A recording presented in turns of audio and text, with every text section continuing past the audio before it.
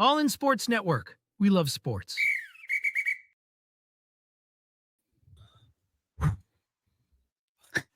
What a game. Happy New Year's, everybody. It is January 1st, Wednesday, 2025. And what a way to start the New Year's with a minor heart attack, raised blood pressure, and a double overtime thriller as Texas wins the Peach Bowl in what might be a cursed stadium over Arizona State. The final was 39-31, double overtime. Game-sealing interception by Andrew Makuba. And Sark didn't really look entirely thrilled in his post-game press or his post-game interview on the field. He gave a big hug to Quinn. Quinn played great when it mattered the most in overtime. Played a phenomenal overtime. Led a game-winning drive in which was ruined by the game-winning drives. Two game-winning drives that were ruined by the kicking game. The defense has questions. Not sure we have an answer, but the defense officially, panic button is out on the defense. Fraud alert on the defense is out. Arizona State played a game. The only way they could have stayed in this game and won this game was the way that they played this game. Great effort by Arizona State. I think Texas played with their food a little bit too long, and it ended up costing them. Came away with a win. A win is a win. You're one of the final four teams of the country remaining. Nothing to, scoff at and nothing to write home about. However, Texas is one of the final four teams in the country. That was my preseason prediction for this team. My expectation was a one-loss regular season, winning the SEC championship game. That did not happen. However, going into the college football playoffs and advancing to the semifinal round is where I had Texas kind of in their season, or at least get to that point where I would be expectations would be met, where I would be satisfied. This is exactly where Texas finds themselves. Jake, welcome to the show. This is our immediate reaction to the Peach Bowl game. I'm Tanner Carlson. That's Jake Jimerson. This is All In Horns, your daily fix for all things Texas Longhorns. Jake, feelings? Well, first off, I'm sick, so I don't wake up until about 11. Because of the game? No, I have a virus that I think I picked up while I was in Texas, and so I slept until about 11. Slept, like 11 hours or so, as you do when you're not feeling well. And so I wake up, and then Texas just starts off the game hot. They score in two plays. They get the punt return, kind of relaxed. I was like, okay, Arizona State's driving the ball, but they're not scoring. It was the definition of bend but don't break until they broke in the fourth quarter in that first overtime period. But I was texting you during the game, and to me, it was no doubt the reason this game was as close as it was the offense's fault, primarily the offensive line, the running backs, and especially the offensive line. I mean, their longest run of the game was 7 yards. They averaged about 2.5 yards per carry. If anything, they could have probably abandoned the run sooner. But that's just not, it's not really what you want to do, because then it makes you so one-dimensional, and this offense is undoubtedly better. They are a running team. And so I feel a little bit frustrated. I felt like the game, I'd kind of accepted defeat after the halfback toss because Manny Muhammad just gave up on the play. The scatter throw. The Scatterbo throw, and was a pathetic defensive lack of effort from Muhammad on that play. But they were able to find a way to win. And, we kind of said going into the game that the way Arizona State would win or keep this game close was Scatterbo playing a great game, controlling the clock, and Texas beating themselves. We got all of that, but Texas still found a way to win. And at the end of the day, there was so much shit talk going on at Quinn Ewers during this game from the fan base. And I get it. It's frustrating sometimes, but when it was on the line, he won them this game. Bottom line, he made 3 throws in a row that absolutely won this football game. Were in the most important situations of the whole season. And that deserves a hat tip and a lot of respect on his name. Not only that, the drive they scored a touchdown to start the fourth quarter, he converts 2 huge third downs where he was put in bad situations as the quarterback from a lack of running game and spotty protection. At times it was great, at times it was not very great. Penalties, especially in that second half and overtime. And so it was ugly, but at the end of the day, they found a way to win. And they're in the final 4 teams of the country for the second year in a row. Not one of the other final 4 teams last year even made the 12-team playoff. I think that says a lot about where this program is. I'm with you, Jake. I will being never happy I will post never game. Yeah, I will After never winning. I will never take for granted what Texas has done, the season that they've had, the 2 seasons back to back that they've had. This game couldn't have been more frustrating. I think that's what Arizona State was thriving on, was they were frustrating Texas. They were making plays. Sam Leavitt did not play well in terms of throwing the ball. He made ideal plays, but his scrambling ability and the inability to get him on the ground in the backfield was frustrating the Texas front 7. It just was.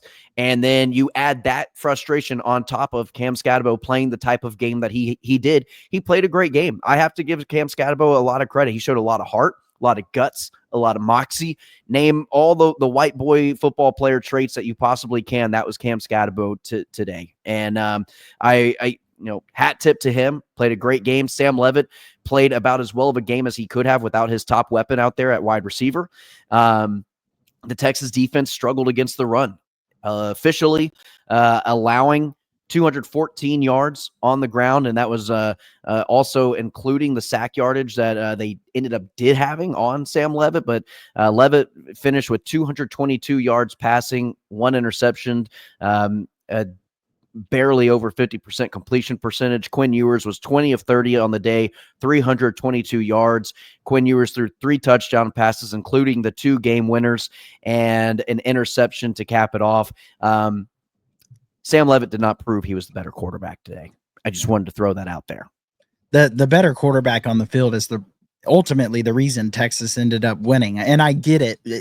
You say that and you go, well, the offense was so bad, but again, when it came to crunch time, Quinn made the clutch plays, and that's what the quarterback does, right? A good quarterback or a great quarterback doesn't always play great start to finish, and he wasn't really awful. I mean, 20 of 30 is not bad. He missed a few throws. The pick was bad.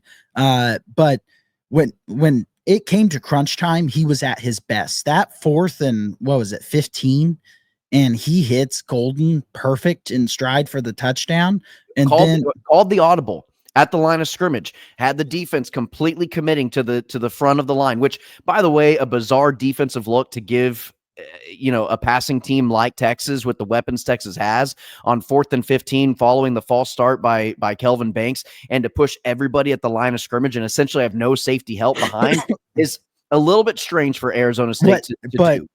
But is it? Quinn struggles when you get pressure fast. But and they Quinn tried to pressure. Quinn handled it perfectly.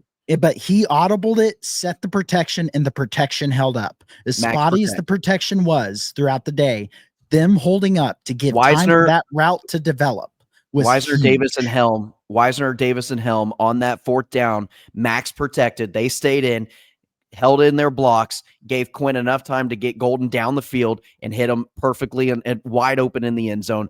That, to me, was, obviously essential. The game is on the line. That shows where Quinn is as a football player, the experience that he has seen so much college football, the composure to handle that situation the way that he did.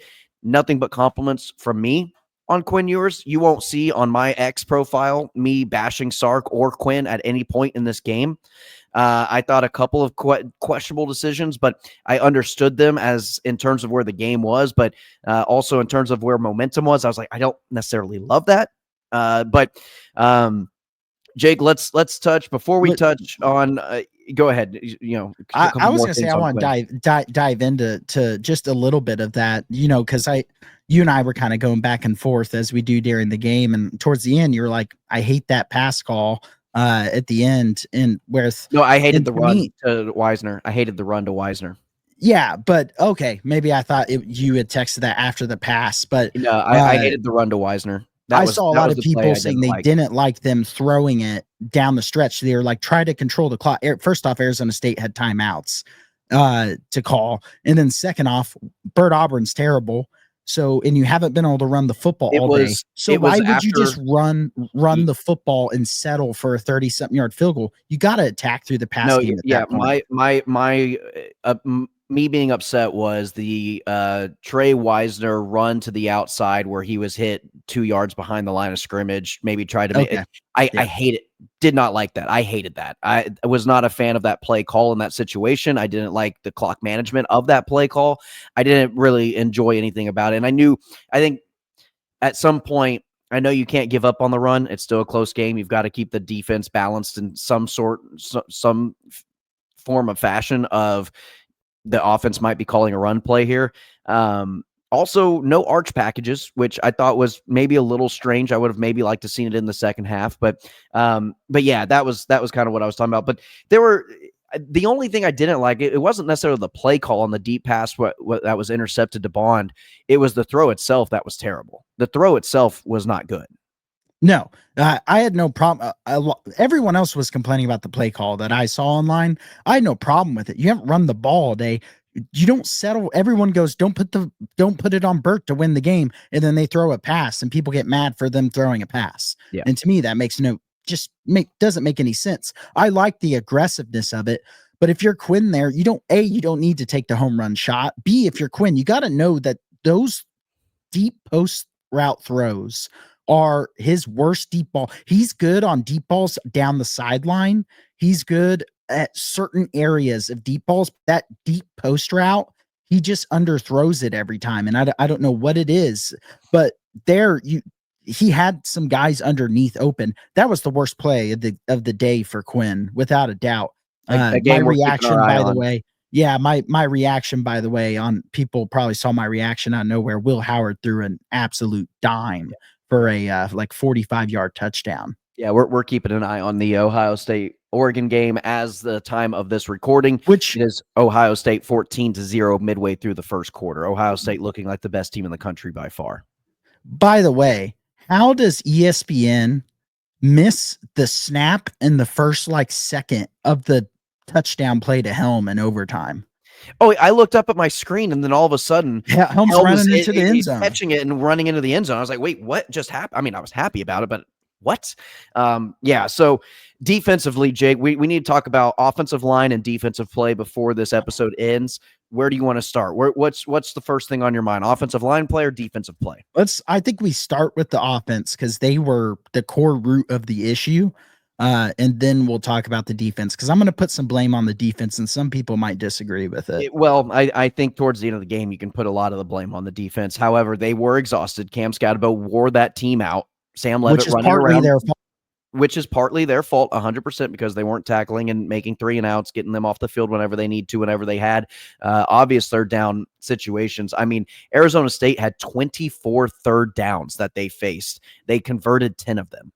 Now, yes, percentage-wise is in favor of Texas, but having 24 third downs and Texas allowing 10 of them is extending a lot of drives. And you and I, going into this game, Jake, we discussed which avenue to take for Arizona State to have success in this game. It was short yardage third downs, and they're converting them. And that's exactly what they did, especially in the second half, not so much in the first half. But offensive line, Jake, I want to blame the offensive line, the running game, for putting the defense out onto the field. A lot of people are saying, well, the offense, or the defense isn't making stops, this, that, and the other. Yeah, well, the offense can help the defense a lot by staying on the field, keeping them off the field, which they had an inability to do really midway through the first quarter and through the third quarter going into the fourth quarter. I mean, it seemed like the majority of half of this game that you had the bookend of quick start, fast start. Looks like Texas is going to rout ASU, and then the ending where Texas looked like they couldn't be stopped, and whether that be a fourth quarter or an overtime.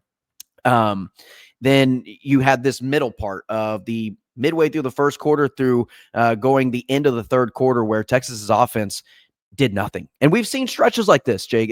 This isn't the first time we've seen the Texas offense sputter in a game, especially in the third quarter. But I feel like it came mostly through the offensive line playing their worst game of the season. Yeah, you don't get very many possessions because even when Arizona State wasn't scoring, they were getting 9+ play drives every time. I mean, in the first half, Texas essentially had 4 possessions. If you go to the drive chart, they had 5, but the last one was them taking a knee to go into halftime. They had 4 drives in the first half. They had a touchdown on 2 plays. Then they had that punt return touchdown. That's why they didn't get a possession next. Right. Then they had 3 plays minus 2 yards punt. Then 13 plays, 72 yards, 6 minutes for a field goal, which feels a little bit hollow. And then they had a 3 and out. So they had 2 3 and outs and 2 scoring drives in the first half. And one scoring drive was 2 plays, and then one was 13 that ended in a field goal. So that first half to me is a little bit weird with the offense because 4 possessions in a half is very low. And especially when you have one that's 2 plays and a touchdown, 2 3 and outs, and then one really long drive that ends in a field goal. But the reason why those 3 and outs happened and the reason why the third quarter happened was because the offensive line was just getting beat up front. There was no running lanes. Arizona State was playing downhill. They were stalemating at the line of scrimmage, and their linebackers and their safeties were just flying to the football. And Texas was just not able to get movement up front. And Sark tried to stick to the run game, which I don't mind because that is an identity of this Texas team. And when you just start trying to throw it, that's when the pass rush comes in, and then that's when Quinn starts to struggle. But they were just never able to find a running lane. I mean, their longest run of the game was 7 yards. And it That's felt what like they were that was averaging against Clemson. Yeah.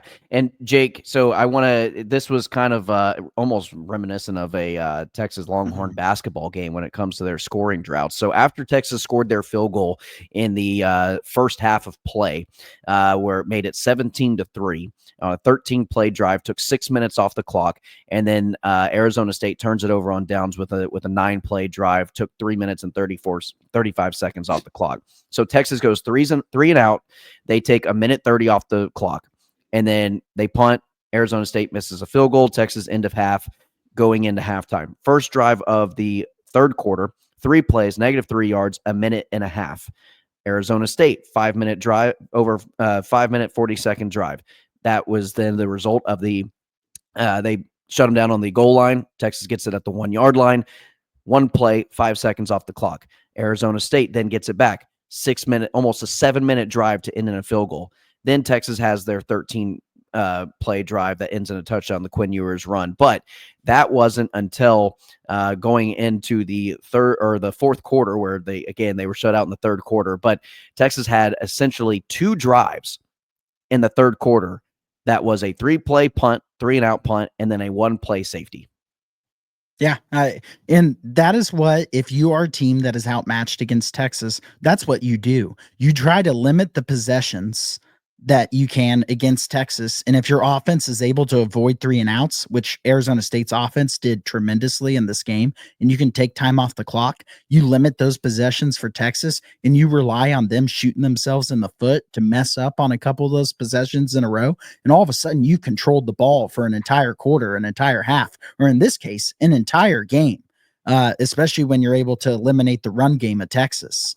And Arizona State did that perfect. The bad thing for Arizona State is if you're an Arizona State fan or you're one of the players in the locker room after this game, you sit there and go, we did everything perfect to our game plan and we lost this football game.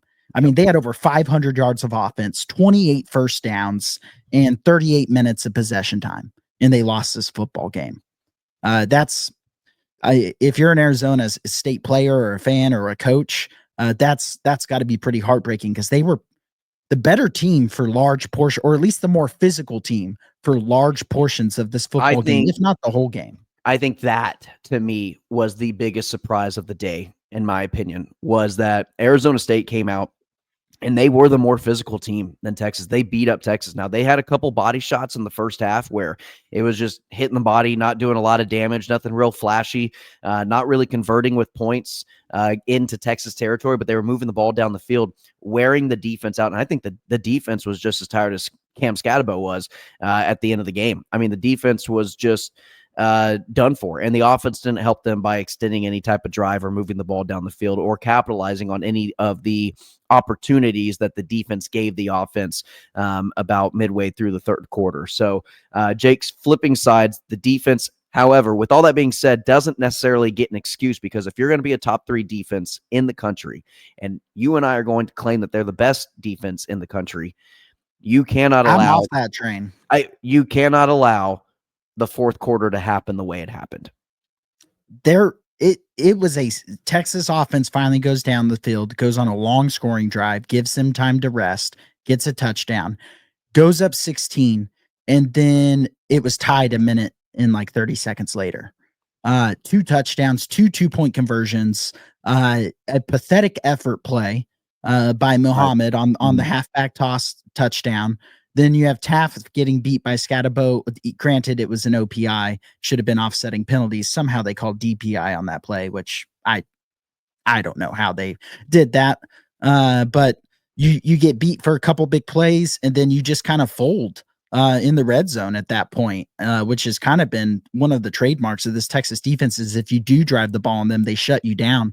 Well, it's hard to shut them down whenever you're not tackling and you're allowing the running back to get a lot of yards after contact, and then you're letting the quarterback just look like he's playing college football, just scrambling around. He can't throw the ball very accurately, but when it's 3rd and 15 and you give up a first down on a QB scramble where you're letting this freshman QB run it on you, what that tells me is Texas, it shows that Texas didn't play a tremendous amount of really good quarterbacks this year, or even good quarterbacks, because they've played one really good quarterback and now one decent to good quarterback in the playoffs, and they have both made a ton of plays against them. And the Cam Scattaboo check downs on 3rd and longs, and that 3rd and 10 run up the middle, 3rd and one 10 of their scoring drives. So that, to me, those were telltale signs of this Texas defense is not clutch in coming up with closing games out. Now, the offense,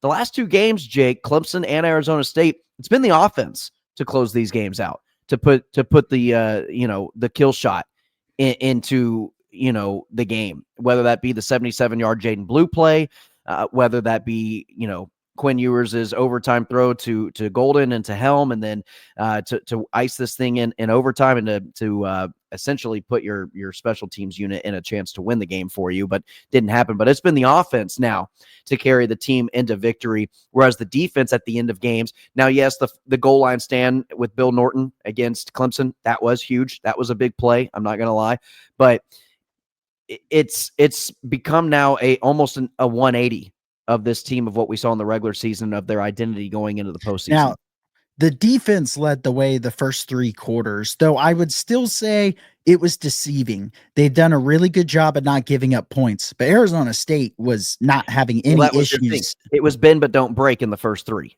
And very much bend but not break, because I was getting very frustrated of, yes, the offense has been bad, but they also have only had a few possessions.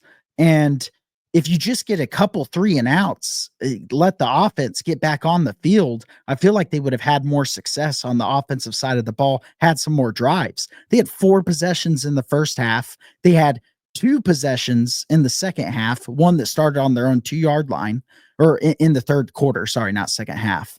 And then in the fourth quarter, they did come up with that long clutch drive. And then they had 2, which should have been 2 game-winning drives, but Bert Auburn, our Star Wars casting was perfect of him being a stormtrooper. Yeah. Dude, I don't want to watch him kick a field goal ever again. I don't know what happened from last year to this year. It's been one of the biggest fall offs of a kicker I've ever seen at any level. But he went from being automatic. Oh my God, the broadcast, dude, don't even oh, he's such a leader. He's such a great guy. He's the Texas all-time leading points, and then you had old Jesse Palmer just trying to mouth what Sark was saying. Oh, we trust you. You're reliable. You're the best. This, that, and the other. Oh, look at Smiles. He was built for this moment. And then he goes on and misses it again. Dude, every broadcast has definitely been, oh, Bert Auburn is just so clutch, and he's hit these big moments. Yeah, they're going based off of last year, because they obviously have not watched him play at all this season whatsoever. No, he's been terrible this season, and they even did the get it to the center. It's under 40 yards. They Oh, made sure it wasn't they on did the right everything. hash They did everything. They did everything they needed to do.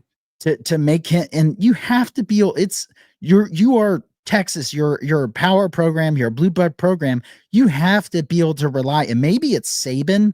They had bad kickers for so long, rubbing off on Sark. Of now your kickers are going to suck because it's under 40 yards. It is a center kick, and he just shanks it to the left and misses Points it it. off the post. The I first one was at least longer, but it's the fact that I had no confidence and I wasn't even surprised when he missed it.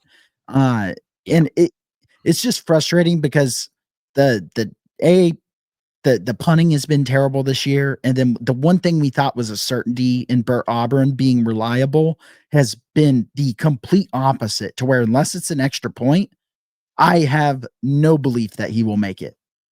No, Jake, I'm done kicking field goals at this point unless it is a game winner with time expiring and it's tied. If you're losing that game, you almost have to go for it. Go to the end zone. After Sark gives him that pep talk and he doinks it, if you're Sark, that's got to be the nail in the moment. Yeah, he went past the line in the sand. Like, I gave you the pep talk. I believed in you. I did the thing, like making it a lighthearted moment when you're about to kick after you've already missed a kick, and then you doink it. And at that point, that's when you got to be done. At the very least, what can Will Stone do? He was the number one kicker in the country in the recruiting class wise when he came out to Texas. He's just been a kickoff specialist. There's no way he's that much worse than Auburn at kicking field goals, because you quite literally cannot be that much worse. He's in like the 50% this year now. Dude, it's bad. It's real bad. And I think this building is cursed for Texas for whatever Oh, reason. I don't want to play there again, but yet I have to want to play there again. Yeah, we are forced to want to play there again for a national championship. However, with that being said,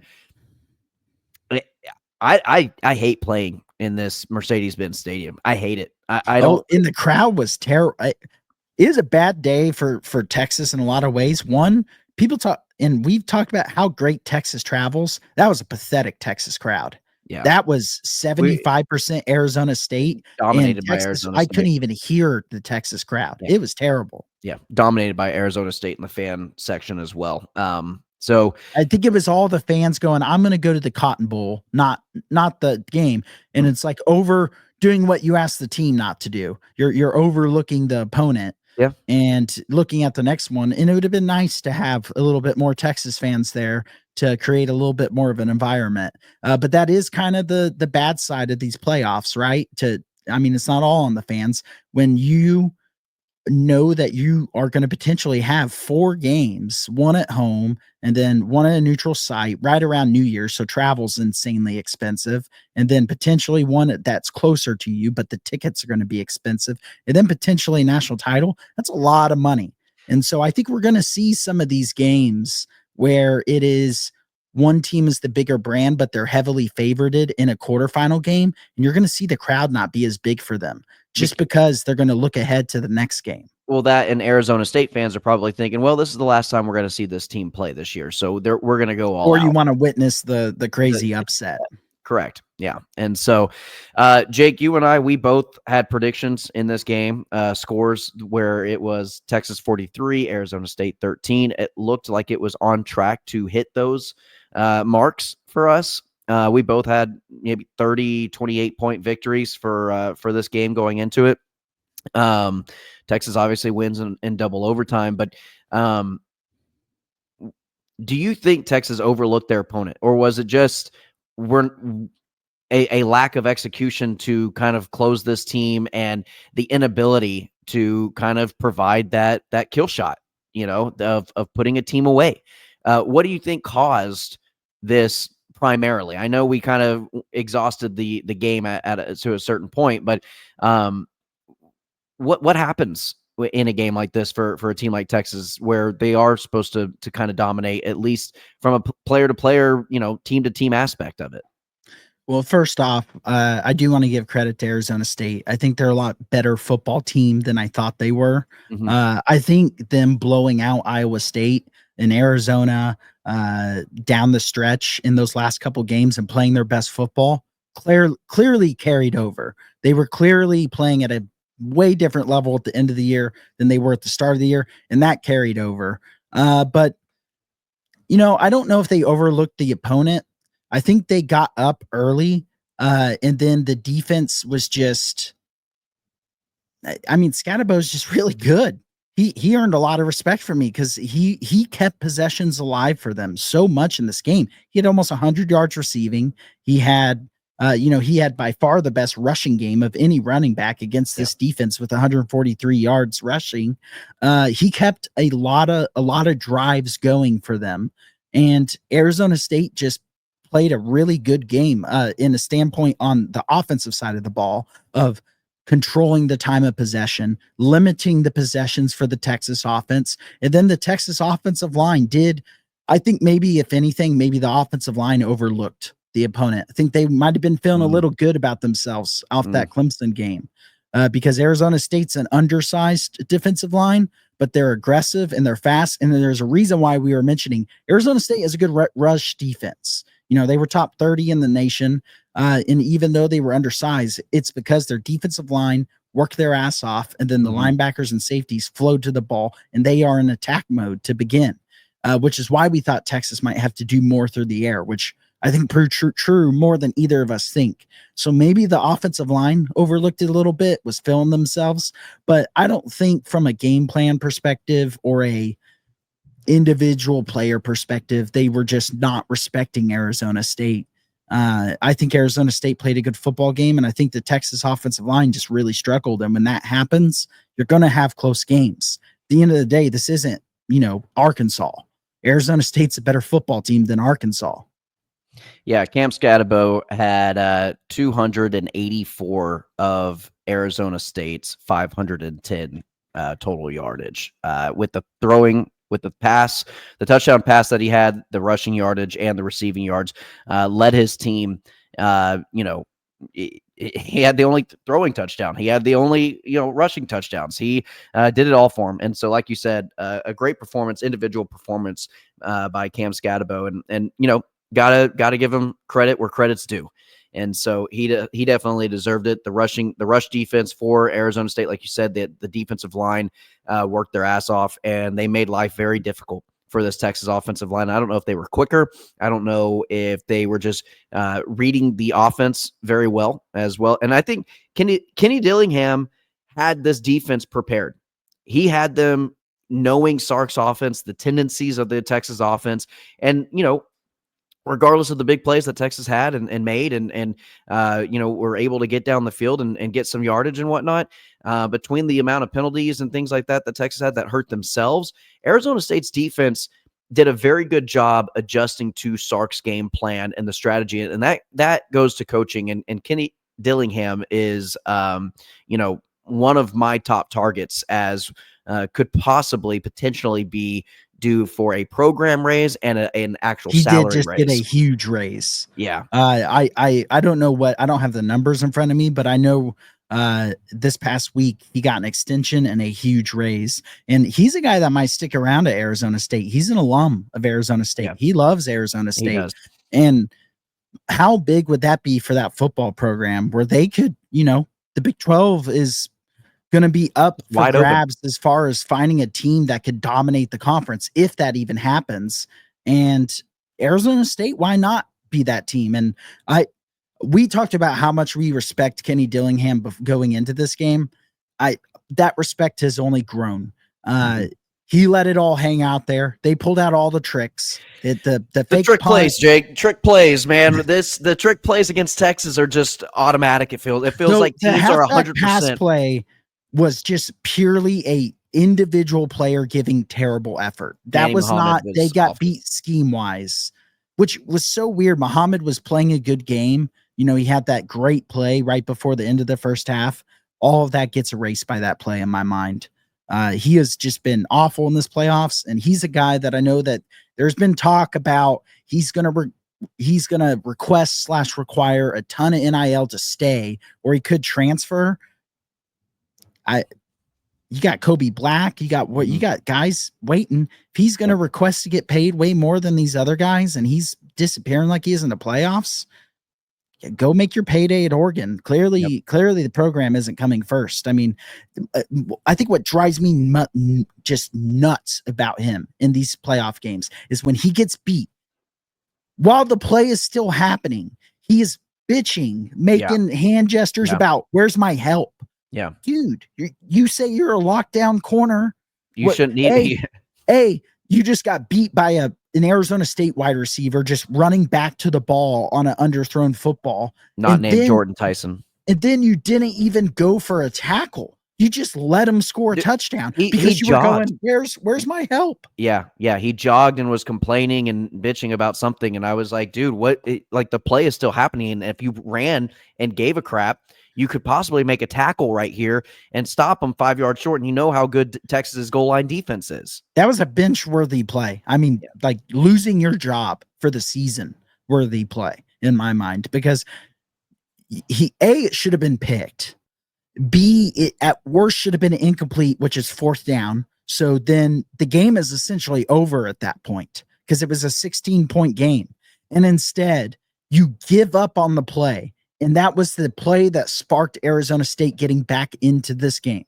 I mean, I would throw out Gavin Holmes out there this next. I wouldn't even which I think he got hurt. But so if he's good to go for the game, I don't think I would have him starting. The effort and the complaining is just pathetic. And that's not what this Texas defense is about. Even if a team is having success against them, the effort is never in question. And it was never in question in this game of anyone other than him. Yeah. Well, Jake, any other comments, questions, concerns, thoughts? I know we're keeping an eye on the Ohio State-Oregon game right now. Ohio State leading 17-0 over Oregon, putting on another just dominant performance. And Ohio State is looking to make a national championship run. But Texas will play the winner of the game, the winner of the Rose Bowl. Also, supposed to be a third playoff game today. That is not going to happen at the Sugar Bowl in New Orleans. Terrible terrorist attack on Bourbon Street, and various other bombs have been found, or explosives have been found throughout the city, and they're doing a couple sweeps throughout the Sugar Bowl. And so our thoughts and prayers with the city of New Orleans. It's not like they haven't been through enough as it is, but those families, those people, just trying to have a good time on New Year's Eve, and someone's selfish acts is making it one of the worst days of their entire lives. And so our thoughts and prayers are with the family members, are with the city of New Orleans, and just a terrible incident that has occurred on New Year's Eve, or on New Year's Day, really, in the morning of. And so that game will be postponed for tomorrow. That'll be the Notre Dame Georgia game. And so after today's Rose Bowl game, that'll be it for college football. But again, much more important things in life than just playing a college football game. Yeah, I mean, I'm sure the players on both teams were pretty scared today, just because they were put in shelter in place.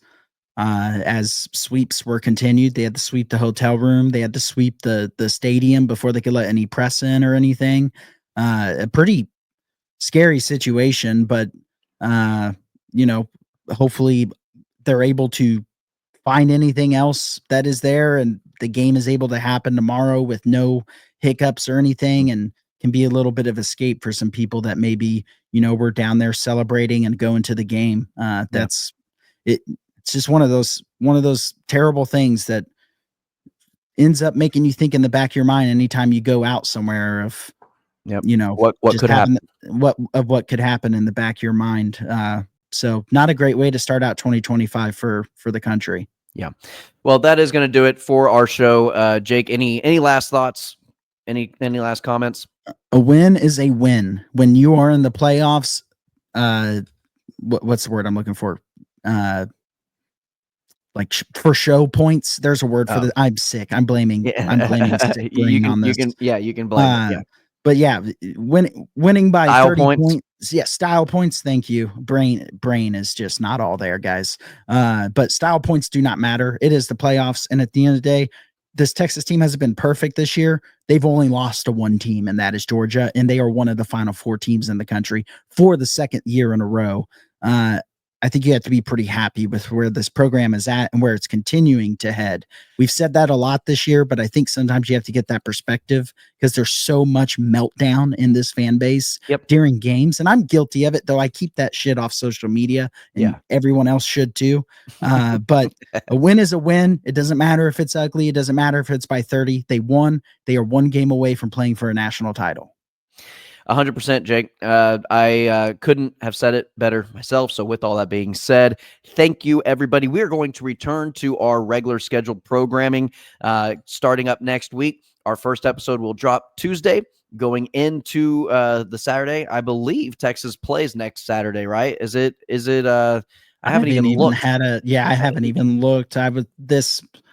This game had me not looking ahead. January 10th is when Texas Friday plays the Cotton Bowl. So it'll be a Friday. So they will have a few days extra rest, but we will have maybe a Monday show leading up to Friday. We might record a day early. So anyway, we're going to try to keep it. If you remember to get on and record. If I remember to record on a day that we're not supposed to record, but yes. Anyway, like, share, subscribe. We've had great numbers this last couple of weeks through the playoffs. We want to appreciate everybody. Thank everybody for listening. Keep spreading the word.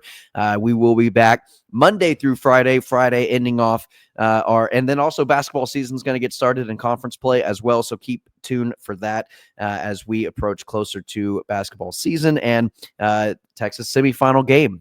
Probably playing the winner, playing Ohio State as they just scored a touchdown as I was breaking this down, 24-0 in the Rose Bowl, Ohio State leading it.